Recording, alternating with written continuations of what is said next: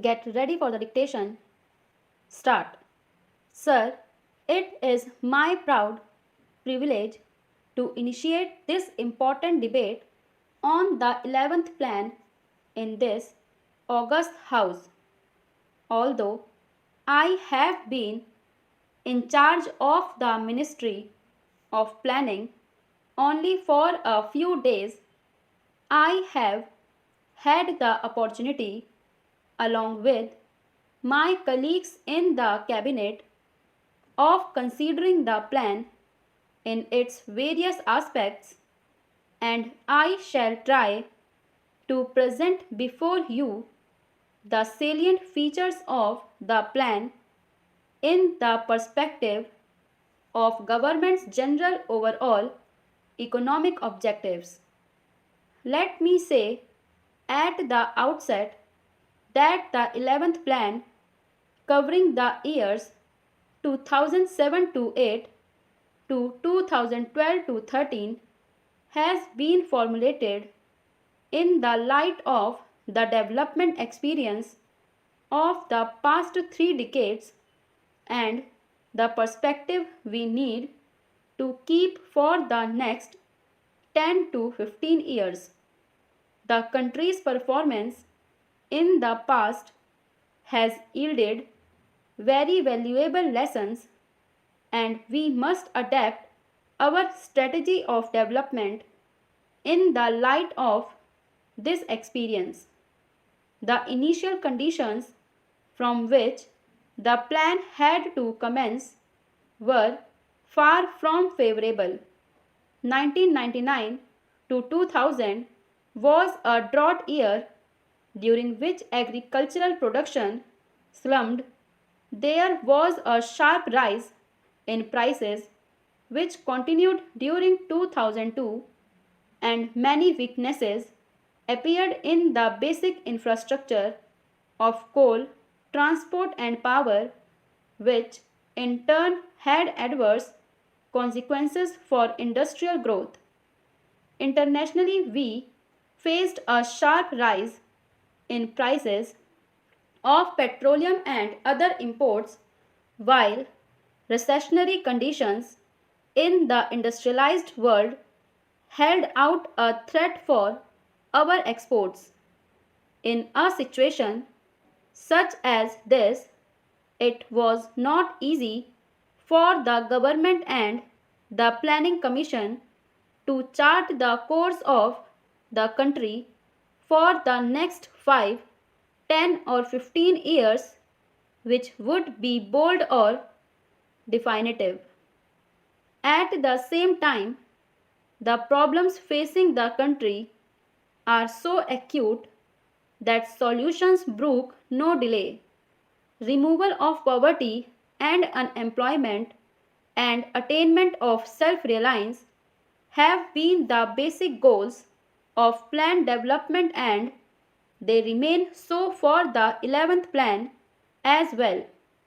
In order to move forward towards these objectives, it is essential, although not sufficient, to achieve a high rate of growth of national income. The plan thus aims at a growth rate of 5.2% per annum. This is not an ambitious target, especially since 1999 to 2000 was year of low output, but it still requires assiduous efforts to utilize excess capacity in the system and to build new productive capacities in industry as well as agriculture, in power, and in transport, so as to sustain the momentum of development in the years to come beyond the present plan period. We think this effort can be made. Indeed, in the first 18 months since this government came to power, such an effort has been made. As a result, the growth rate last year was 7% and is likely to be 4.5% this year. Thus, the average for the plan may come to 6%. In order to achieve the target growth rate of 5.2%, both agriculture and industry will have to perform better than in the past. In terms of gross value added, the plan envisages an average growth rate of about 4% for agriculture and about 7% for mining and manufacturing.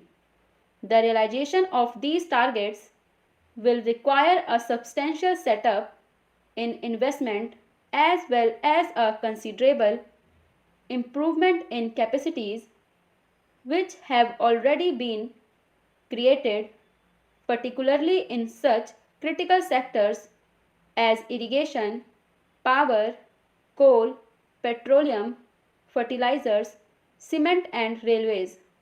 The 11th plan lays balanced emphasis on both these aspects. The country is currently self-sufficient in food grains. However, there are still gaps in such important areas as pulses and vegetable oil seeds. Agriculture being still the foundation of our economy, the 11th plan contains a number of programs designed to further strengthen the modernizing impulses in agriculture, covering both food and cash crops. As a part of the overall strategy, the area under irrigation is sought to be increased by nearly 15 million hectares over the plan period. The consumption of chemical fertilizers is expected to go up from 5 million tons of nutrients in 1999 to 2000 to 9 million tons in 2004 to 5. The institutional credit for agriculture and rural development will be more than doubled over the plan period. The newly planned National Bank for Agriculture and Rural Development will act as a powerful agent for overcoming the weaknesses of the credit delivery systems, particularly in meeting the credit needs of small and marginal farmers and rural artisans.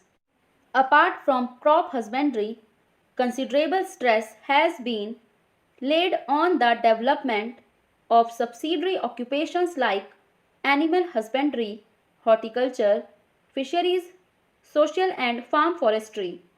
The Dairy Development Program alone is expected to benefit about 15 million families. It is the declared policy of the government to provide remunerative prices for farm produce and to strengthen the infrastructure for marketing so that farmers have an adequate incentive to produce more.